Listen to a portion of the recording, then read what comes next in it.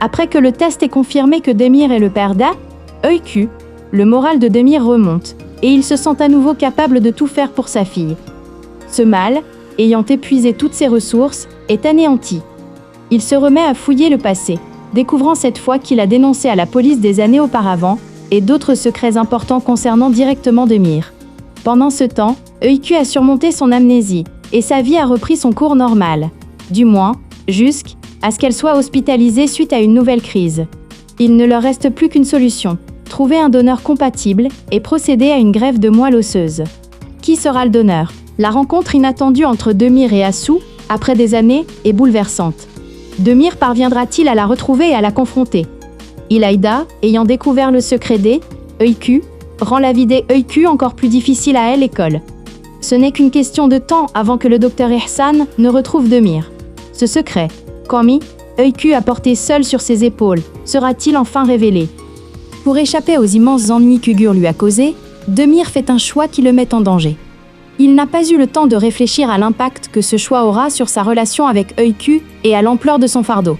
Semal intègre rapidement Öykü à son plan de vengeance et la confronte.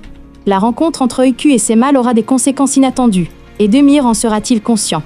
Pour rejoindre la tante d'Öykü, Demir fait des choix qui lui attireront des ennuis et le mettront en présence de cette mystérieuse tante. Au milieu de tout cela, les erreurs de Demir ont des conséquences qui lui feront perdre Öykü à jamais, et Demir n'est pas préparé. Öykü et Demir ont été renversés par une voiture. Demir a menti pour sauver la face à cause d'Öykü, et ils ont quitté la maison de Kandin sans récupérer le tableau. À leur arrivée, ils ont découvert que le propriétaire avait jeté leurs affaires parce qu'il n'avait pas payé le loyer. Demir, furieux, est parti, mais Öykü était déterminée à ne pas le quitter car elle n'avait nulle part où aller. Son ami lui a dit que Demir avait également grandi sans père ni mère. « Va, sauve-toi, au plus vite. Je ne pars pas. » « Ils te mettront dans un refuge, a dit Demir. « Non, je ne pars pas. »« Tu es mon père, a répondu Öykü. Il ne voulait pas laisser partir son père. Ils ont cuisiné dans la rue et sont restés dans la voiture avec Öykü. Demir était déterminé à emmener Öykü au foyer de protection de l'enfance. Pour ce faire, il a traité l'enfant encore plus durement. Demir força son ami à lui acheter à manger, et il continua à en manger. Puis, il fut contraint de manger les tartines et le lait que Öykü lui avait apporté de l'école. Des maux d'estomac la firent tomber malade, et accent aigu va nuire. Öykü paniquait, et Kandin appela sa sœur. La jeune fille accourut. Les voyant sous la tente, elle les ramena chez elle. Demir et Öykü passèrent la nuit au manoir de Kandin. Demir était ravi d'avoir enfin terminé cette affaire inachevée de cette façon. Kandin emmena Öykü avec elle au ranch. Leur ami Semal, libéré de prison, vint s'enquérir de Demir. Il avait purgé 8 ans de prison. Il dit à Ugur, « Tu as 12 heures. Va trouver Demir et amène-le-moi. » Lorsque Demir apprit l'arrivée de Semal, il paniquait. Semal avait été arrêté alors qu'ils étaient en train de cambrioler ensemble et les deux autres étaient enfuis. Il exigeait maintenant de l'argent de Demir. « Je veux l'argent que je gagnerai pour ce travail, » menaça-t-il. « Si tu ne me le rends pas d'ici une semaine, je vais te faire chier, toi et tout le monde. » L'ami d'enfance de Kandin, Murat, était venu prendre un café. Demir l'avait raillé, il était mis en colère, avait emmené Öykü et était parti. Ils finirent par rester dans la voiture, dans la rue. Ils allaient à école, et quand Öykü vit la pétition pour l'agence de protection de l'enfance dans la voiture, elle se sentit terriblement mal. Elle laissa Demir là. Semal vit la scène et courut après la fillette. Demir alla à école, chercha partout, mais ne la trouva pas. Pendant que Kandin faisait le ménage, elle trouva le dossier que Demir avait laissé le jour de leur arrivée, un dossier contenant sa propre photo. Cela lui expliqua tout.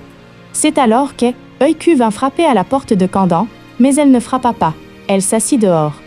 C'était le soir. Demir devina qu'elle était là. Il vit que là, Öykü était endormie à la porte. Au moment où elle allait réveiller l'enfant, son téléphone sonna. À ce moment-là, Öykü se réveilla et se mit à courir.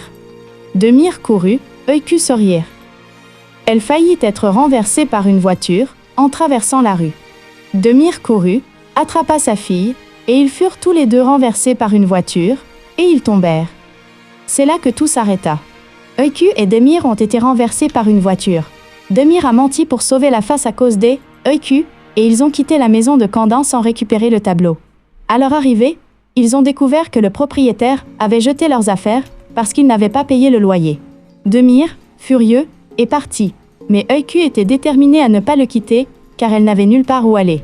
Son ami lui a dit que Demir avait également grandi sans père ni mère. « Va, sauve-toi, au plus vite.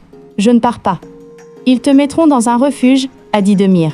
« Non, je ne pars pas. »« Tu es mon père, » a répondu Euku. Il ne voulait pas laisser partir son père. Ils ont cuisiné dans la rue et sont restés dans la voiture avec Euku. Demir était déterminé à emmener Euku au foyer de protection de l'enfance. Pour ce faire, il a traité l'enfant encore plus durement. Demir força son ami à lui acheter à manger, et il continua à en manger. Puis, il fut contraint de manger les tartines et le lait que Euku lui avait apporté de l'école. Des maux d'estomac la firent tomber malade, et accent aigu va nouir. Euku paniquait, et Candan appela sa sœur. La jeune fille accourut. Les voyant sous la tente, elle les ramena chez elle. Demir et Euku passèrent la nuit au manoir de Candan. Demir était ravi d'avoir enfin terminé cette affaire inachevée de cette façon. Candan emmena Euku avec elle au ranch. Leur ami Semal, libéré de prison, vint s'enquérir de Demir. Il avait purgé 8 ans de prison. Il dit à Ugur, « Tu as 12 heures. Va trouver Demir et amène-le-moi. » Lorsque Demir apprit l'arrivée de Semal, il paniquait. Semal avait été arrêté alors qu'ils étaient en train de cambrioler ensemble et les 2 autres étaient enfuis. Il exigeait maintenant de l'argent de Demir. « Je veux l'argent que je gagnerai pour ce travail, » menaça-t-il. « Si tu ne me le rends pas d'ici 1 semaine, je vais te faire chier, toi et tout le monde. » L'ami d'enfance de Candan, Mura, était venu prendre un café. Demir l'avait raillé, il était mis en colère, avait emmené Euku et était parti. Ils finirent par rester dans la voiture, dans la rue. Ils allaient à l'école, et quand Euku vit la pétition pour l'agence de protection de l'enfance dans la voiture, elle se sentit terriblement mal. Elle laissa Demir là. Semal vit la scène et courut après la fillette. Demir alla à l'école, chercha partout, mais ne la trouva pas.